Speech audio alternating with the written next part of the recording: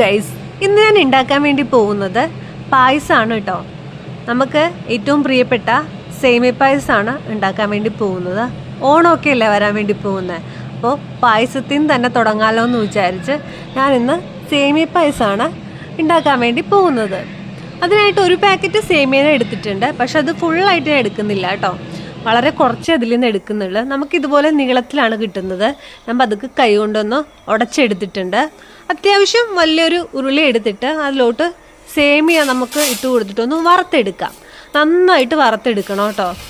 ഇതിൽ നിന്ന് തവി മാറ്റാനേ പറ്റില്ല, കാരണം എന്താണെന്നറിയോ, കരിഞ്ഞു പോകും. പെട്ടെന്നാണ് ഇത് അടുക്കി പിടിക്കുന്നത്. അപ്പോൾ അടുക്കി പിടിക്കാതിരിക്കാൻ നമ്മൾ ഇളക്കിക്കൊണ്ടേയിരിക്കണം, നന്നായിട്ട് ഇളക്കിക്കൊണ്ടിരിക്കണം. ഇളക്കി നിർത്തി അപ്പം കരിഞ്ഞു പോകും കേട്ടോ. പിന്നെ കരിഞ്ഞത് കൊള്ളത്തില്ലല്ലോ. പിന്നെ നന്നായിട്ട് ഇളക്കിക്കൊണ്ടിരിക്കുകയാണ്. ഇതിൻ്റെ കളറ് മാറുന്നത് വരെ നമ്മൾ ഇളക്കിക്കൊണ്ടിരിക്കണം, അപ്പോഴേ ഒരു മൂപ്പാവുകയുള്ളൂ. ഞാൻ നന്നായിട്ട് ഇളക്കി കൊടുക്കുന്നുണ്ട് കേട്ടോ. ഏകദേശം കളറ് മാറി വരുന്നുണ്ട് കേട്ടോ, എന്നാലും കുറച്ചും കൂടെ ആവട്ടെ എന്ന് കരുതി. ഇനി നമുക്ക് ഇതിലോട്ട് 1/2 ലിറ്റർ പാല് ചേർത്ത് കൊടുക്കാം. ഈ ഒരു കളർ മതി കേട്ടോ. അപ്പോൾ 1/2 ലിറ്റർ പാല് ചേർത്ത് കൊടുത്തിട്ടുണ്ട്. ഇനി സേമിയ നന്നായിട്ട് വേകണമല്ലോ. അപ്പോൾ ഈ പാലിൽ കിടന്ന് തന്നെ വേണം ഇനി വേകാനായിട്ട്. നന്നായിട്ട് ഇളക്കിയൊക്കെ കൊടുക്കുക. 10 മിനിറ്റോളം നമ്മൾ ഇത് വേകാനായിട്ട് വേണ്ടി വരും കേട്ടോ സമയം.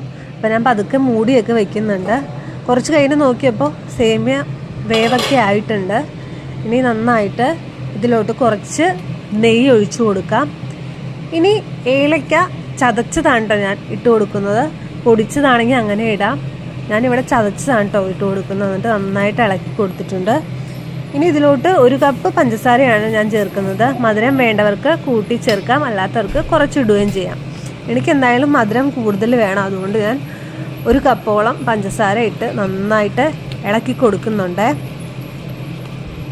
നന്നായിട്ട് ഇളക്കിക്കൊണ്ടേ ഇരിക്കുക. ആ ഏലക്കയുടെയൊക്കെ രുചി എല്ലായിടത്തും എത്താൻ വേണ്ടിയിട്ട് നന്നായിട്ട് ഇളക്കി കൊടുത്തിട്ടുണ്ട്. പിന്നെ ഒരു 1/4 ലിറ്ററോളം പാല് ഞാൻ പിന്നെയും ചേർത്തിട്ടുണ്ട് കേട്ടോ.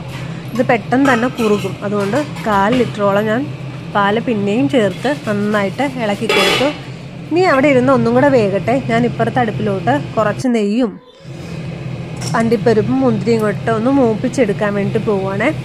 നന്നായിട്ട് ഇളക്കി കൊടുക്കുക, പെട്ടെന്ന് കരിയൂത്. അതുകൊണ്ട് നന്നായിട്ട് ഇളക്കി കൊടുത്തുകൊണ്ടിരിക്കുവാണേ. കരിഞ്ഞു പോയാൽ കൊള്ളത്തില്ലല്ലോ, അതുകൊണ്ട് നന്നായിട്ട് ഇളക്കി കൊടുക്കുന്നുണ്ട്. ഏകദേശം ഒരു മൂപ്പായിട്ടുണ്ട്. ഇനി നമുക്ക് ഇത് പായസത്തിലോട്ട് ഒന്നിട്ട് കൊടുക്കാം.